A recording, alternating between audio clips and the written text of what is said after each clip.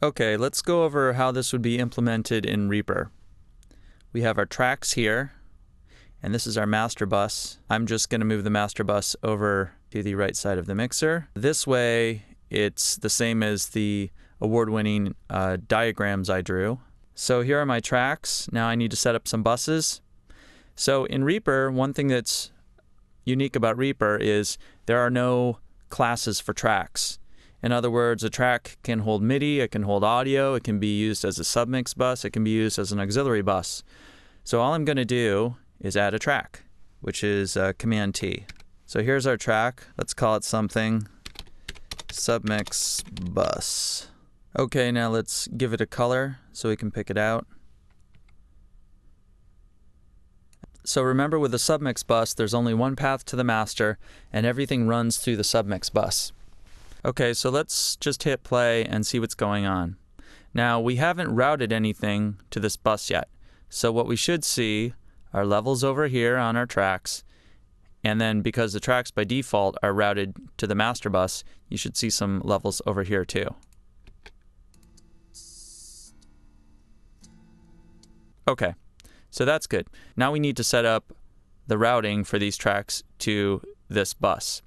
Now in Reaper, you just click on this button here. This is input-output, I/O, for this submix track. Up here, you've got a bunch of inputs and outputs. You've got sends, where this submix's bus is going to be sent. You've got audio hardware outputs. If you wanted to output it to hardware output on your interface, for example, the output that's routed to your second pair of speakers. You've got MIDI hardware output, and then you've got receives. Now, receives is what we want because the submix bus is going to receive from these other tracks.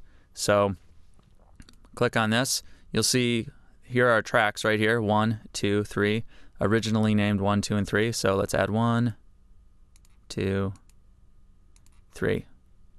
All these tracks over here are now all routed to the submix bus. So let's close this. Now, if we hit play again, what we should see is levels over here, levels now in the submix bus, and again, levels in the master bus. Let's hit play. Okay, that's good. Now, just as another test, let's mute the submix bus, and since in theory everything's being routed through it, we shouldn't hear anything.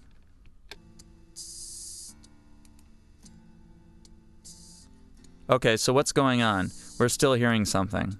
So what is happening is these guys are still being routed over here to the master. So this is one thing that's kind of unique about Reaper. For example, if you do this in Samplitude, and this is a submix bus class track, it's kind of its own thing. You set this up and you route these tracks over here. They're no longer connected to the master bus. But in Reaper, you have to stop the routing that's going directly from these tracks to the master. And it's really easy. Now you hit Alt, and this little button here says Master Send, right? So it's pretty self-explanatory. Hit Alt, click on them. Okay, now let's try this again. Okay, we have levels on the tracks, submix bus, master. Now let's mute this. Okay, so it's working. Everything is actually being routed through our submix bus. If you don't want to click on the master, turn off the sends to the master here, you can also do it in Reaper's routing matrix. It's Alt-R, and here are your tracks. Here's the master output, and if you click this box, you'll turn off the send from each of these tracks to the master output. And you can see them on the interface as I click on these buttons. You see them, well, maybe you can, maybe you can't, I don't know. But they are turning on and off. So this is another way to quickly access all the routing that's going on in your DAW. But this is just as fast doing it here on the interface. Okay, I mentioned that this is typically used for drum tracks. What you would do here is you would route everything over to the submix. It would get summed up here, and then it would get processed. In Reaper, this says FX. You just click on this button right here, and these are the FX that are on the track right now. you can see that there's a re-EQ, which is Reaper's EQ. Here it is. It's not active. This box isn't ticked, but you can see it's up here, right, with the effects. It's just in gold, which means, again, it's not active. So let's add something. Let's add a compressor. Up here are all the plugins on my system. It's too much to look through, so down here I've created a favorites folder. These are the plugins that I use about 90% of the time. So here's the recomp. Let's double click on that. So it's shown up here. So notice this is the order of processing. EQ first, then compressor. Our EQ is not on, but our compressor is. You can see it's ticked, and you can see it's white over here. That's how you would set that up. And then I would just bring, this is my threshold. And you can see as I bring this further down, I'm compressing more and more over here. Let's get out of here. So let's do an auxiliary bus. Now, we don't really have to change a whole lot here because a track in Reaper, like I said before, it doesn't belong to a class. So this can really be anything. So we don't have to delete this and add another track that's a bus. And we've already set up our routing here. So this is good to go. What we do need to do is make sure that these guys over here are all sending to the master. Because remember, with an auxiliary bus, you're going to get a direct signal from the track and then another signal over here from the auxiliary bus. So there's two paths to the master. Just for demonstration purposes, let's change this color and let's call it an aux bus.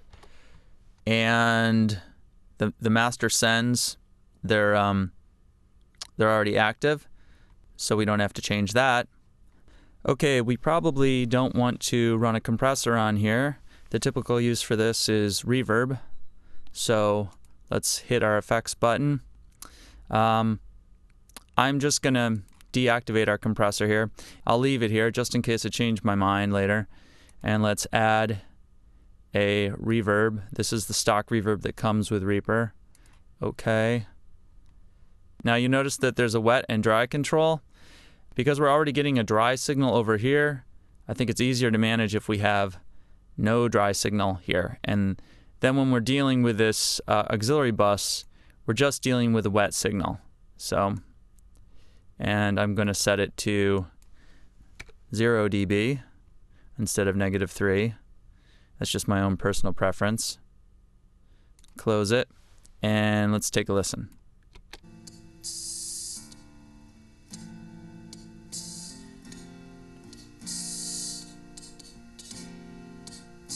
Okay, so you can hear the reverb on there now, and to manage the reverb for all these channels, all I would have to do is use the fader. I could also mute them, and in fact, let me do that just so you can hear the difference here.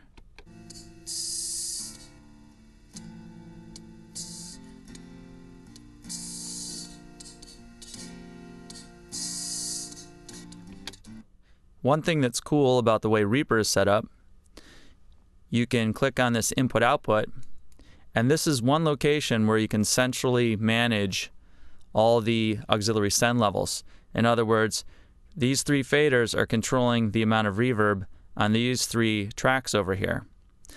Some DAWs aren't set up like this, and what you have to do is you have to go into these individual channel strips, find the auxiliary send, and then you have to change the level. For example, here it is in Reaper. So in some DAWs, you'd have to open this dialog up, change the level, go to the next one, change this level, go to the next one.